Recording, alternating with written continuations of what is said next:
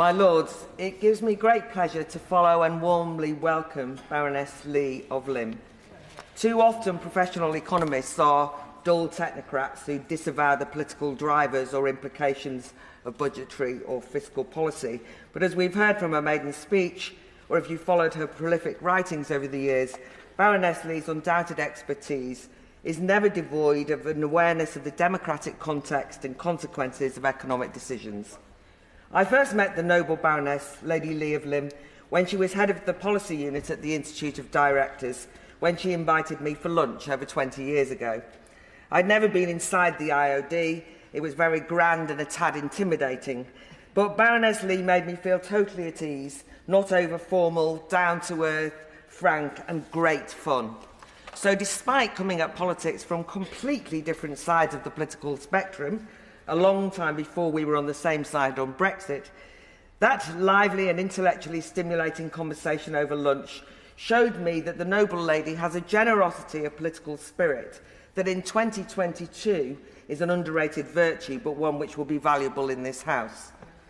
What we had in common, and it's kept us in touch ever since, was her passion for freedom, free speech, and enhancing accessible public debate. If you look at her eye-wateringly impressive CV, she's committed her whole adult life to public service, so I'm glad to see her continue the tradition by taking her place here. And if I might say so, it's long overdue. And to note, I'm not one to focus usually on representation or role models, but that the noble Baroness was more than equal to making her presence matter in a man's world was and is inspiring. I'm sure many baronesses across the House will welcome this fearless, clever woman and independent thinker as a great asset to the Chamber.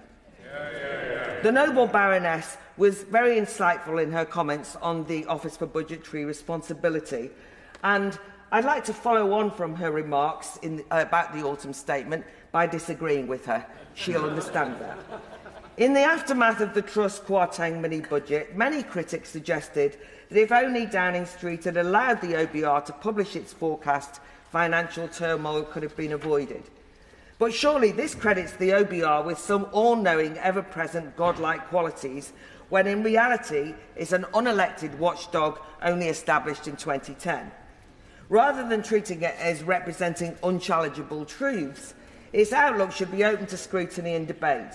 For example, the OBR's model assumes that higher interest rates are a negative for economic growth, whereas I agree with those who argue that artificially low rates and cheap credit over the last few decades has disguised serious underlying problems of productivity while facilitating unproductive sectors at the expense of investment in new, innovative enterprises. Regardless of opinions on this, my broad concern is that over recent months, politicians have done too much deferring to third-party bodies. The extraordinary intervention from the IMF, with its demands that an elected UK government should change its economic policies because it didn't approve, was cheered on and cited by far too many politicians as proof of the need to halt the growth plan. It was as though everyone forgot that the IMF has been a brutal enforcer of failed austerity policies internationally.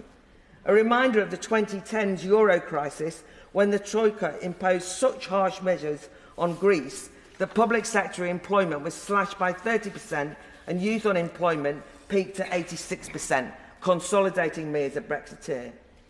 Beyond the OBR and IMF, there was the narrative that there is no alternative but to bring in the drastic measures of the autumn statement because we needed to satiate unhappy financial markets. But what the self-described grown-ups in the room need to understand is that financial markets do not have emotions, aren't unhappy, and they don't have a purpose. They're simply places where people and institutions sell and trade. By mystifying them as some omnipotent power, markets are given the authority or provide an excuse for blocking democratic choices. There's little doubt that Liz Truss's shallow tax cuts equal growth intervention was a debacle. But I fear the autumn statement throws the growth baby out with the bathwater. Shadow Chancellor Rachel Reeves is right. We need to escape the doom loop of low growth.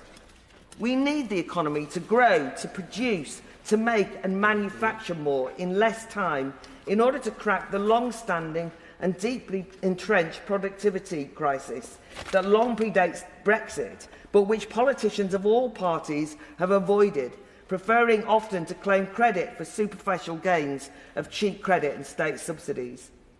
Breaking the productivity deadlock requires those supply-side reforms such as cheap childcare, business investment in training and skills, not cynically cheating by treating migrants as cheap labour. Of course, we need to free up planning and infrastructure from smothering hyper-regulation. So how dispiriting to see so many MPs supporting anti-growth amendments to the Levelling Up Bill that threatens to institutionalise NIMBYism, block desperately needed housing and will cost thousands of jobs in construction. Meanwhile, the autumn statement trots out the same old net zero priorities that put restraints on production and use of energy, putting the majority of eggs in the renewables basket that limits options.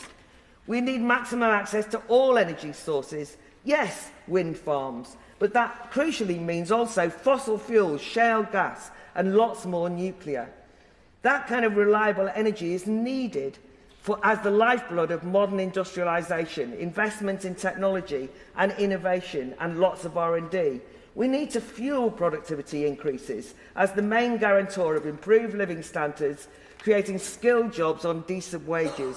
Eco-austerity hurts millions, however much it drapes itself in green self-righteousness. Perhaps the only positive of the chaos of the past few months is that we're now facing up to the reality of Britain's economic stagnation, a refreshing change from decades of smoke and mirror claims that our economy was fundamentally sound, shamefully illustrated by all parties gaslighting the public with reassurances that locking down business and halting production and paying furlough for months and months on end would be cost-free. What an illusion. At least now we're going to have an honest debate. And I'm sure that the noble lady, Baroness Lee's no-nonsense voice will be an invaluable asset in that debate.